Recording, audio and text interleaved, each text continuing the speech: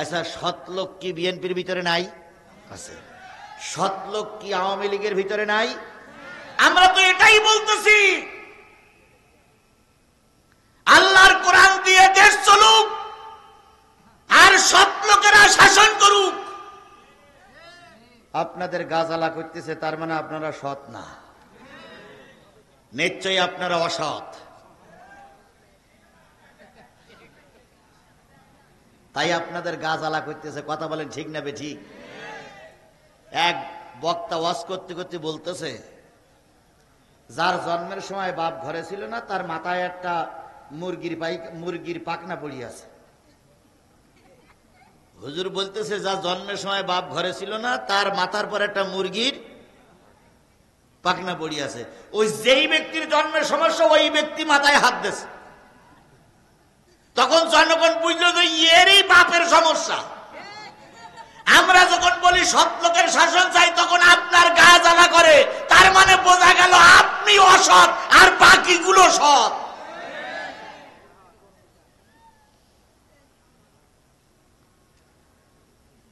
আশেপাশে রাস্তায় দোকানে বাড়িতে যারা আছেন, 12টার ভিতরে ওয়াজ শেষ হবে, আপনারা দয়া করে এসে বসুন। আমি সূরা মায়েদার একটা আয়াত পড়েছি, একটা হাদিস পড়েছি, তার থেকে ঠিক সময় মতন কথা শেষ করব ইনশাআল্লাহ। তাহলে আসতে যাতে কয় টাকা খরচ? বিচারটা দিল একটা অসহায় লোক, যার ডাইনে বামে পিছনে কোনো লোক নাই, কিন্তু আবু জেহেলের ভাষায়, আবু জেহেলের লোকদের ভাষায় ওই লোকটি কি? সৎ। বাংলাদেশের আওয়ামী লীগের লোকেরা জামাত ইসলামকে রাজাকার বলেছে, জামাত ইসলামের লোকদের যুদ্ধ অপরাধী বলেছে। বিএনপির লোকেরা বাংলাদেশ জামাত ইসলামকে রাজাকার বলে, যুদ্ধ অপরাধী বলে, কিন্তু ওরাও স্বীকার করে বাংলাদেশ জামাত ইসলামের নেতাগুলো সৎ। এরা কোনোদিন বলে না কিন্তু ওরা অসৎ। এরা বলে না ওরা চোর, বলে না ওরা ডাকাত, তাই লোকটা ভালো কিন্তু রাজাকারের দল, লোকটা ভালো কিন্তু মৌলবাদীর দল। কথা বলে। শিবিরদের দেখি বলে ছেলেটা ভালো, ছেলেটা নামাজি, মুরব্বী সম্মান করে, লেখাপড়াও ভালো, কলেজের ভিতরে ফার্স্ট, কিন্তু এমন একটা দল করে রাজাকার। তাই তো বলি বহুত গালিগালাজ আমাদের দেওয়া যায়, কিন্তু আমরা জোর করে বলতে পারি সব রাজনৈতিক নেতারা বলে বাংলাদেশ জামাত ইসলামী সৎ এবং যোগ্য লোক তৈরি করে। আমি বলে জামাতে দালালি করতে আসেনি, তবে যেটা সমাজের সব লোক বলে আমিও সেইটাই বলতেছি। স্বাধীন হওয়ার পরের থেকে 2 জন মন্ত্রী বাংলাদেশের মন্ত্রণালয়ে মন্ত্রিত্ব করেছিলেন। সব মন্ত্রীদের নামে বিভিন্ন রকম দুর্নীতির রেকর্ড আছে, কিন্তু এই 2 জন মন্ত্রীর নামে 4 আনা পয়সা দুর্নীতি করেছে এরকম রেকর্ড তাদের নামে নেই, কিন্তু তারা রাজাকার, যুদ্ধ অপরাধী। আল্লাহই ভালো জানে, আল্লাহই ভালো জানে, আল্লাহই ভালো জানে কোনটা সঠিক। এরাও তাই বলতেছে। ওই যে উত্তর প্রান্তে যে লোকটি বসে আছে, লোকটি সৎ, লোকটি যোগ্য, লোকটি আল্লাহওয়ালা, লোকটা খোদাভীরু, লোকটি খারাপ কাজ করে না, কিন্তু লোকটার ডাইনে পাশে বামে কোনো লোক নেই। যদি পারো তার কাছে বিচার দাও, লোকটা ইনসাফপূর্ণ ন্যায়ের পক্ষে বিচার করবে। বিদেশি উট বিক্রেতা ও লোক তো জানে না যে এ লোক কেডা আর ও লোক কেডা। আস্তে করে উত্তর প্রান্তে যিনি বসে আছে বলছে, আসসালামু আলাইকুম ভাই, ভালো আছেন? উত্তর প্রান্তে যিনি বসে আছেন তিনি বললেন, ভালো আলহামদুলিল্লাহ। কি খবর ভাই? কয়, হুজুর এই যে বাড়িটা দেখা যায় এই বাড়ির যিনি লোক উনি নাকি আপনাদের এই মক্কার নেতা, তো উনি 50 টাকাতে একটা উট কিনেছে আমার কাছ থেকে, 3 দিন চালাইছে, তাতে 30 টাকা খরচ হয়ে গেছে। আজকে টাকা দেওয়ার কথা, আজকে বলতে তুই পারলে আদায় করে নিস। তো এই যে নেতারা বসে আছে এদের কাজ বললাম, তা আপনার দেখাইতেছে, বললে ইনি সঠিক বিচার করে দেবেন। তো এখন আপনার কাছে আসছি, এখন আপনি যদি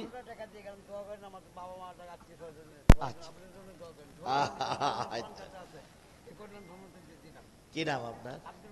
আব্দুল গনি ভাই। চাওয়ার আগেই 500 টাকা দিয়েছে, মাশাআল্লাহ। সবার জন্য দোয়া চাইছি, দি সবার জন্য দোয়া হবে। হ্যাঁ, সবার জন্য, একদম একদম সবার। আল্লাহ আকবার। খুব ভালো মানুষ, খুব ভালো মানুষ। চাওয়ার আগেই দিয়েছে, আলহামদুলিল্লাহ। আমি কি এখনো টাকা চাইছি আপনাদের কাছে? তার আগে ও লোক বুঝতে পেরেছে হুজুর চাতি পারে, আকলমান ইশারা ভাষা। আসলে লোকটা জ্ঞানী মানুষ। যাই হোক, তাহলে আসা যাবার কয় টাকা খরচ? যদি সব টাকা পায় তাহলে পকেটে করে কয় টাকা যাবে? 20। আল্লাহর নবী জনাবে মুহাম্মদ রাসূলুল্লাহ সাল্লাল্লাহু আলাইহি সাল্লাম ছিলেন ওই লোকটি, সুবহানাল্লাহ বলেন। তিনি লোকটির হাত ধরলেন, সোজা আবু জেহেলের বাড়ির সামনে যেয়ে দাঁড়ালেন। বাইরের থেকে ডাকতেছে, নেতা নেতা নেতা। কে? আব্দুল্লাহর বেটা মোহাম্মদ। কি খবর ভাতিজা? এই দুপুর বেলা একটু বাইরে আসুন। আবু জেহেল বাইরে আসলো। নবীজি লোকটির হাত ধরে বলতেছে, এই লোকটার কাছ থেকে উট কিনেছেন? হ্যাঁ কিনেছি। কত টাকা দিয়ে? 50 টাকা। টাকা দেন না কেন? সুবহানাল্লাহ বলবেন না? টাকা দেন না কেন? কয় দেব তো। কয় দেব তো মানে 3 সপ্তাহ পাল্টাইছেন আপনি। 30 টাকা ওর খরচ দিয়ে দেন, চলে যাক, ঝামেলা মরি যাক। আবু জেহেল বলতে, নালিশ করার জায়গা পেলে না? এত মন্ত্রী আছে, এত এমপি আছে, তার কাছে নালিশ করা? নালিশ করেছে মোহাম্মদের কাছে। একটু দেরি করো, টাকা নিয়ে আসতেছি। সুবহানাল্লাহ বলবেন না? আচ্ছা, মোহাম্মদের পক্ষে লোকজন কম না বেশি? কম। কিন্তু মুহাম্মাদের পক্ষে কে আছে? সুতরাং আজকে আমরাও বলতে চাই, বাকবাকুম কম করি করো। আমাদের পক্ষে হয়তো তো লেটেল বাহিনী নাই, গুন্ডা নাই, সন্ত্রাসী নাই, পাথর মেরে মানুষ মারা লোক হয়তো আমাদের পক্ষে নাই, ক্যাম্পে স্থান দখলকারী আমাদের পক্ষে নাই, তারপরে সিএনজি স্থান দখলকারী আমাদের পক্ষে নাই, পুকুর দখলকারী আমাদের পক্ষে নাই, বালি উত্তোলনকারী মাস্তান আমাদের পক্ষে নাই। কিন্তু জেনে রেখো, আমাদের পক্ষে আছে আমার আল্লাহ।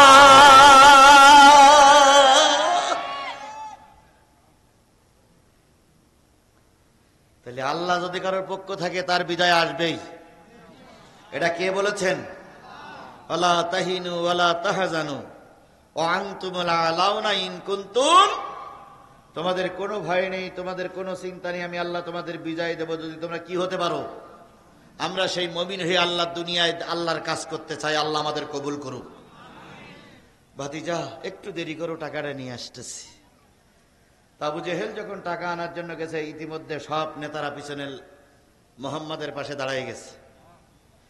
টাকাটা যখন দিল, লোকটা টাকা নিয়ে নবী মোহাম্মদের জন্য দোয়া করে যখন চলে যায়, তখন উতবা সাহেব আবু লাহাব বলতেছে, সেই তো দিলে,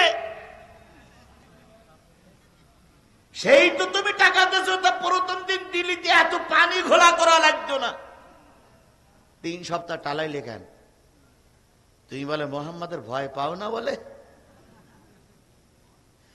তখন আবু জেহেল বলতেছে, শোন, টাকা আমি দেব না নিয়ত করেছিলাম, কিন্তু মোহাম্মদ যখন টাকা চাইল তখন আমি যা দেখেছি, তোরা যদি তাই দেখতিস তাহলে তোদের কাপড় নষ্ট হয়ে যেত, তোরা একটাও জায়গায় বসে থাকতে পারতিস না। সুতরাং তোদের কাপড় নষ্ট হয়ে যেত। আমি যা দেখতাম, আমি যা দেখেছি, তোরা যদি তাই দেখতিস। কি দেখেছো? কই দেখলাম। বলতেছে টাকা দাও। আমি যখন এটি নিশ্চিত করতে চাইলাম, দেখলাম যে পিছনে 2 জন তরবারি ধরে দাঁড়াই আছে, মোহাম্মদের বডিগার্ড।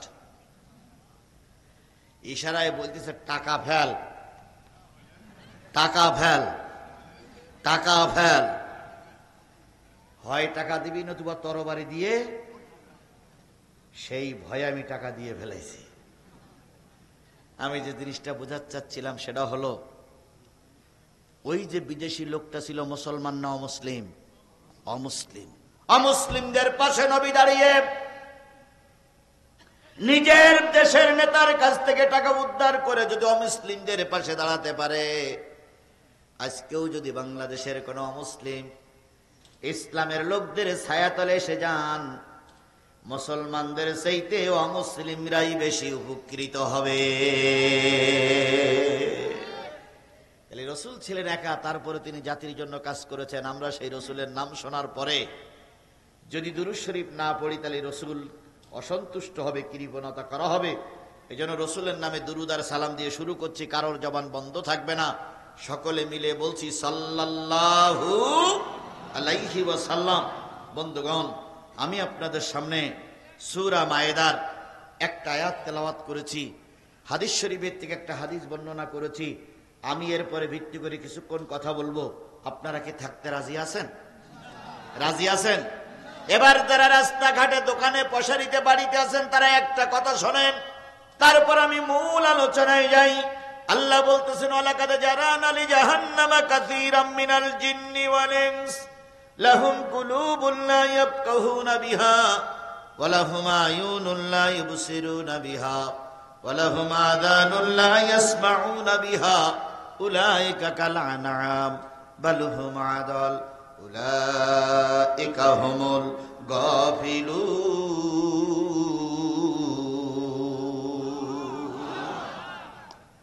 ভালো করে শোনেন, আল্লাহ বলতেছে কিয়ামতের দিন, মুসিবতের কানে, যেদিন জান্নাত দেখা যাবে, জাহান্নাম দেখা যাবে, আল্লাহ কাজিউল কুজ্জাত, কাজী হয়ে বিচারের জন্য বসে যাবেন। যেদিন ডান পাশে জান্নাত থাকবে, বাম পাশে জাহান্নাম থাকবে, আল্লাহ অগণিত মানুষের বিচার করে দেবেন। সেদিন অগণিত মানুষের জন্য জাহান্নামের ঘোষণা আসবে। তার ভিতরে একদল মানুষের জন্য আল্লাহ পাকের জাহান্নামের ঘোষণাও আসবে। তাদের ভিতরে অনেকগুলো দোষের ভিতরে একটা দোষ, লাহুম কুলুবুন লা ইয়াফকাহুনা বিহা। যারা জাহান্নামে যাবে, তাদের অনেকগুলো দোষের ভিতরে একটা দোষ হচ্ছে, তাদের অন্তর আছে কিন্তু অন্তরে জায়গা নাই, তাদের দিল আছে কিন্তু দিলে জায়গা নাই, তাদের বুক আছে কিন্তু বুকে জায়গা নাই, তাদের অন্তর আছে কিন্তু অন্তরে জায়গা নাই। কিসের জায়গা নাই? আরো জোরে বলেন, কিসের জায়গা নাই? সেটা আলেম হোক, হাফেজ হোক, হাজি হোক, দলীয় নেতা হোক, বেদলীয় নেতা হোক, জামাত হোক, আওয়ামী লীগ হোক, বিএনপি হোক, জাতীয় পার্টি হোক, তাবলীগ হোক, মেয়ে হোক, পুরুষ হোক, যাদের দিলে কোরআন ভালো লাগবে না, তারা যাবে জাহান্নামে।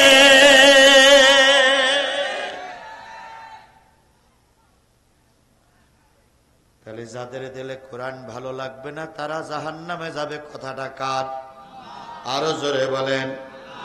আমরা ভোটের সময় আসলে মিথ্যা কথা বলি, মসজিদের মেম্বারের পরে দাঁড়িয়ে মিথ্যা কথা বলি, বক্তা বাহাবা নেওয়ার জন্য মঞ্চে দাঁড়িয়ে বসে মিথ্যা কথা বলে।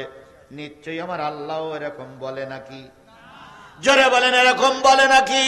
তাহলে আল্লাহর কথাদের সত্য, এর ভিতরে কোনো ভেজাল আছে? সেই আল্লাহ বললেন, যাদের দিলে কোরআন ভালো লাগবে না, ওরা যাবে জাহান্নামে। আমি কিসের কথা বলার জন্য বসেছি? একটু সবাই মিলে বলেন, কিসের কথা? তাহলে এই কোরআনের কথা যার দিলে ভালো লাগবে না, আল্লাহর ভাষায় সে জাহান্নামী। এটা আমার ভাষা না, কার ভাষা? আরো জোরে বলেন, কার ভাষা?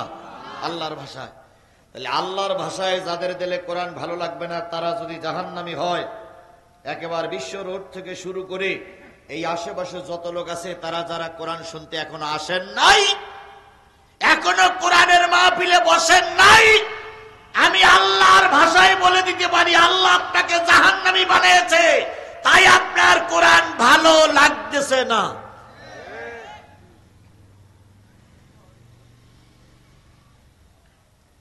তাহলে যাদের দিলে কোরআন ভালো লাগবে না, তারা যাবে কোথায়? এই কথা বলেন না কেন? সে যদি টুপিওয়ালা হয়, সে যদি নেতাও হয়, সে যদি মসজিদের ইমামও হয়, যাদের দিলে কোরআন ভালো লাগবে না, আল্লাহর ভাষায় সে কোথায় যাবে? আয়ুনুন লা ইবসিরুনা বিহা। তাদের চোখ আছে কিন্তু চোখ দিয়ে দেখে না। কি দেখে না? এই কথা বলেন, কি দেখে না? শুধু কোরআন দেখে না, না কোরআনওয়ালাদেরও দেখে না। আল্লাহ রসুল বলেছেন, কোন আলেমের দিকে যদি রহমতের দৃষ্টিতে তাকাও, সগীরা গুনাহগুলো তোমার আমলনামার থেকে আল্লাহ ঝরাই দেয়। আর একবার বলেন সুবহানাল্লাহ। আলিমি আলাল আবিদি কাফাদিলি আলা আদনাকুম সুম্মা ক্বালা ইন্নাল্লাহা ওয়া মালাইকাতু আহুব্বুল হুত আনুমলাতু ফি যুহরিহা লিসাল্লুনা আলা মুআল্লিমুন নাসিল খাইর। আল্লাহ বলেন, আলেম আর সাধারণ লোকের ভিতরে পার্থক্য। আলিমু আলাল আবিদি কাফাদিলি আলা আদনাকুম সুম্মা ক্বালা, নিশ্চয় একজন আলেমের মর্যাদা হলো, আল্লাহ বলেন, সাগরের মাছ, গর্তের পিপিলিকা, উড়ান্ত পক্ষীকুল, এমনকি ফেরেশতা সমূহ আল্লাহর একজন আলেম ব্যক্তির জন্য তারা দোয়া করতে থাকে। আপনারও শরীর কাটলে রক্ত বাহির হবে, আমারও শরীর কাটলে রক্ত বাহির হবে। আপনি নিচে, আমি উপরে কেন?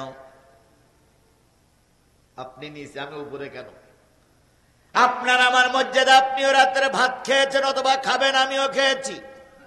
কিছুক্ষণ পরে আপনারও ছোট রুমি যাওয়া লাগবে, আমারও ছোট রুমি যাওয়া লাগে। আপনিও বিয়ে করেন, আপনারও ছেলে মেয়ে হয়, আমারও ছেলে মেয়ে হয়। আপনিও বাজার করেন, আমিও বাজার করি। তবে আপনার মর্যাদা কম কেন, আমার মর্যাদা একটু বেশি কেন? শুধুমাত্র আল্লাহ পাক এই অন্তরের ভিতরে একটু কোরআন ঢুকাই দিয়েছে। তাতে যদি আপনার মর্যাদা সেই আলেমের মর্যাদা বেশি হয়, আল্লাহর রাসূল বলেন, একজন আলেম যখন কোরআনের দাওয়াত নিয়ে ঘুরে বেড়ায়, গোটা পৃথিবী তার জন্য দোয়া করতে থাকে। আর নবী বলেন, আলেমের মুখের দিকে তাকাইলে ছোট ছোট গুনাহগুলো কি হয়ে যায়?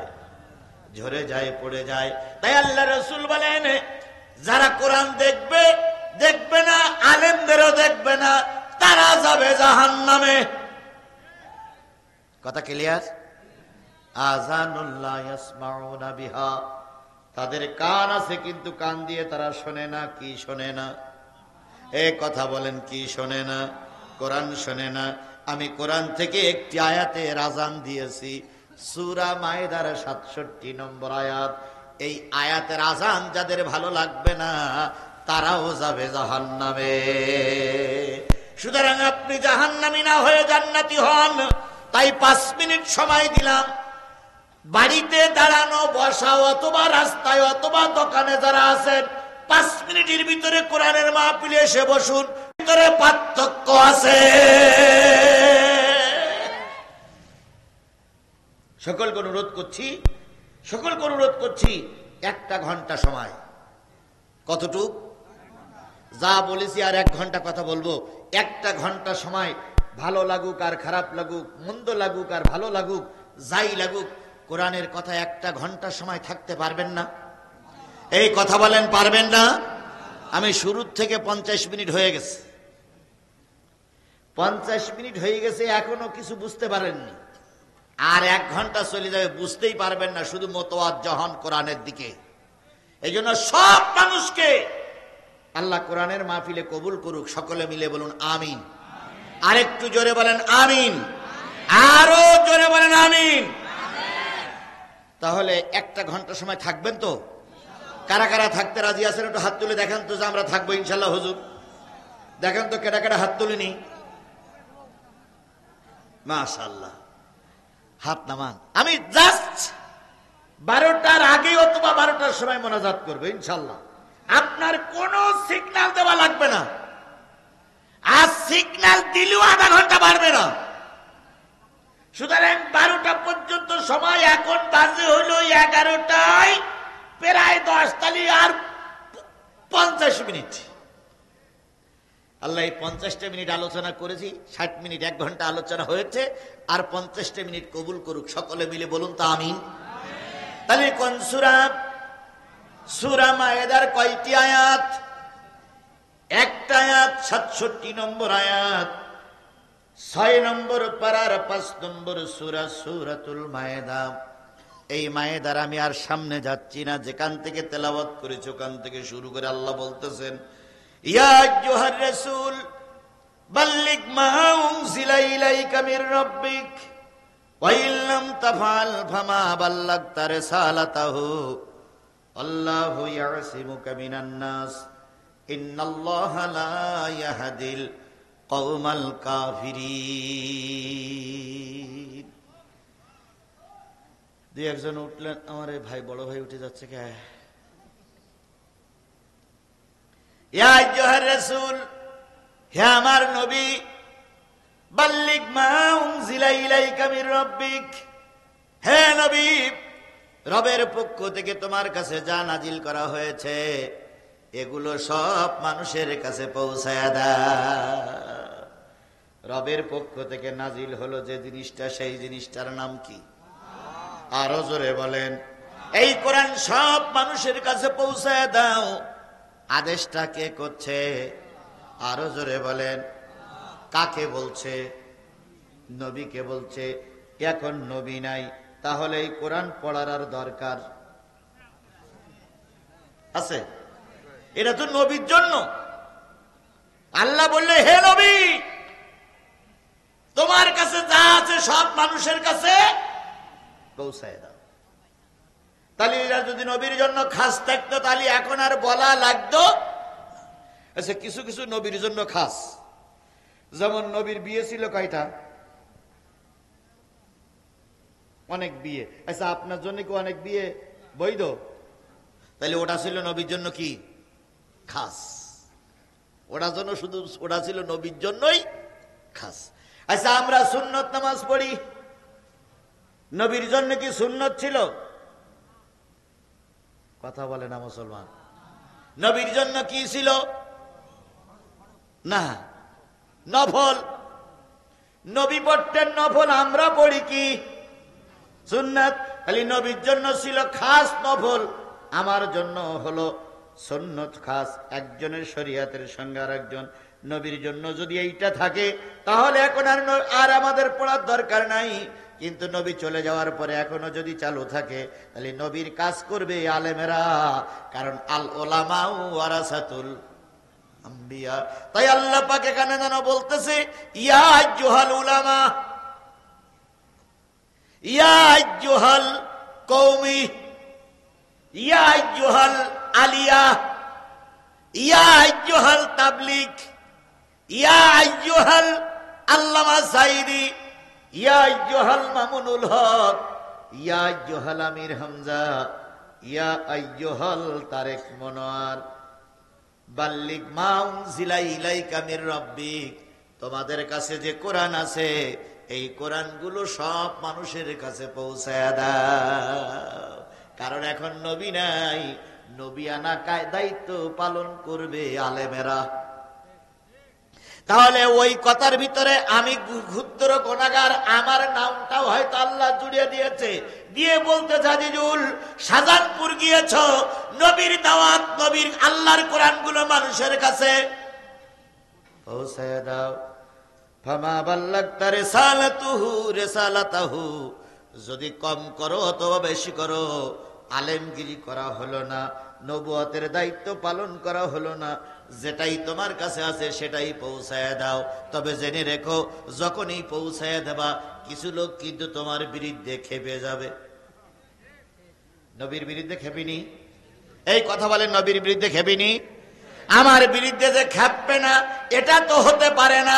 যদি না খেপে তাহলে বোঝা গেল কোরআনের কথা বলা হচ্ছে। ও ভাই, খুব মজা পেয়েছিলাম সেই দিন যেদিন আমার প্রিয় সান্নু ভাই, আমার একবার প্রাণ প্রিয় ভাই সান্নু ভাই যেদিন মাহফিলটা বন্ধ করে দিয়েছিল, আমার লক্ষ লক্ষ মানুষ, কত মানুষ যে সেদিন এসেছিল, এই মানুষগুলো কানতে কানতে যাচ্ছিল। আর সান্নু ভাইয়ের জন্য যে কি দোয়া করছিল রে ভাই, ওই দিন আমার জীবনটা দারুণ ভালো লেগেছিল। দোয়া কাজে লেগে গেছে না? মানুষের চোখের পানি ফেলাবেন না। সেদিন যদি ওরা আমাকে যে সত্যের পরে সত্য দিয়েছিল, ওই সত্য যদি সেদিন আমি মেনে নিতাম, আমাকে মাহফিল থেকে নেমে যাওয়া লাগতো না। আল্লাহ রসুলকেও আবু জাহেলরা শর্ত দিয়েছিল, কোরআনের কথা বলো না। আল্লাহর নবী যদি সেদিন দাবিটা মেনে নিত, নবীকে হিজরত করে মক্কা থেকে মদিনায় যাওয়া লাগতো না। তাহলে নবীর যে দশা হয়েছে, তুমি আর আমি যদি কোরআনের কথা বলি, তোমার আমার সেই দশা হতে, জোরে বলেন হতে। আবার কোন ক্ষেত্রে নাও হতে পারে। যেমন গত 17 বছরে কিছু কিছু হুজুরদের নামে একটাও মামলা হয়নি। এরাম হুজুর শাহজাহানপুর আছে তো? ওরে বাপ রে বাপ, আমার জীবনে আমি দেখেছি, আমার সঙ্গে ছবি তুলতে চাইনি। আমি বগুড়ায় চা খাচ্ছি, আর সে হুজুর এসে চা খাচ্ছে। তো আমার সঙ্গে যারা থাকে তারা বলতেছে যে হুজুর, জিয়াদির সঙ্গে আপনার একটা ছবি নেই। আরে না না না না না না না। তো আমার মিডিয়া বলতেছে কেন? কয় না, জিয়াদের সঙ্গে ছবি তুলে কালকে যদি ছেড়ে দাও, আমার ওয়াজগুলোই বন্ধ হয়ে যাবে। আর একজন হুজুরির সঙ্গে পাবনায় এক হোটেলে রাত্রে খাচ্ছি। খাওয়ার পরে উনি বললেন, একজন বলল হুজুর দুইজনের একটু ছবি তুলে আপনি টুপিটা মাথায় দেন। উনি বললেন, ভাই মাপ চাই, তুই 2 কাপ চা খাওয়ার টাকা নে যা, কিন্তু জিহাদির সঙ্গে আমার ছবি তুলিস না। কারণ জিহাদির সঙ্গে যদি ছবি তুলিস আর এই ছবি যদি তুই প্রচার করিস, লোক মনে করবে জিহাদি জামাতের লোক, আমিও জামাতের লোক, আমার ওয়াজ বন্ধ হয়ে যাবে। জিহাদি চলতে জামাত চলবে না। আমি তাদের দোষারোপ করি না। সারা সেই দিন বাসার তাকিদে কত হিকমত অবলম্বন করেছিল। 5 তারিখের পরের থেকে দেখলাম তারাই আগেই সাইদির জন্য দোয়া করতেছে। তারাই এমন মাঝে কথা বলতেছে, দেখলি মনে হচ্ছে ওরাই সব রাজমিস্ত্রি আর আমরা হলাম জোগাড়িয়ে। তাহলে এমনও হুজুর ছিল যাদের আমলনামায় একটাও মামলা ছিল না। মাজিরা ক্যান্টনমেন্টের সামনে 2 হুজুর চা খাচ্ছে। দোকানদার জিজ্ঞেস করছে, 2 জন হুজুর আপনারা ইমাম মসজিদের ইমাম, চা খান, আপনার নামে মামলা, ওনার নামে মামলা নেই কেন? যার নামে মামলা নেই সে বলতেছে আমি একটু বুদ্ধি শুদ্ধি করি চলি, এই জন্য আমার নামে একটাও মামলা হয় না। এরম বুদ্ধি শুদ্ধি করে পাশ কাটাই চলে গেছে, এরকম লোক আমার সমাজে আছে না নাই? এবার বলুন তো, রসুলের জেল খাটা লাগিয়েছিল না লাগেনি? এই কথা বলেন, রসুলের জেল খাটা লেগেছে না লাগেনি? 3.5 বছর আল্লাহ রসুল এই কোরআনের জন্য জেল খাটলো। আর তোমার একটা দিনের জন্য 17 বছরে কেউ জিজ্ঞাসা করেনি তোমার ইসলাম আর রসুলের ইসলাম এক হয়নি।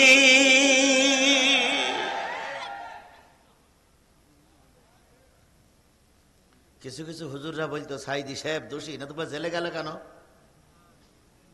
তাই বলতো না? তাই বলতো না সাইদি সাহেব দোষী, নতুবা জেলে গেল কেন? আজকে আপনি বলেন তো, আল্লাহ রসুল জেল খেটেছে? তাহলে আল্লাহ রসুল দোষী ছিল, নতুবা রসুল জেলে গেল কেন? আপনি যদি আওয়ামী লীগের লোক হয়ে বলেন জামাতের লোকেরা দোষী তাই জেল খাটে, এবার আমি পাল্টা প্রশ্ন করি, আপনারা যদি নির্দোষ হন, মুজিবের জীবনে অর্ধেকটা সময় জেলে কাটালো কেন?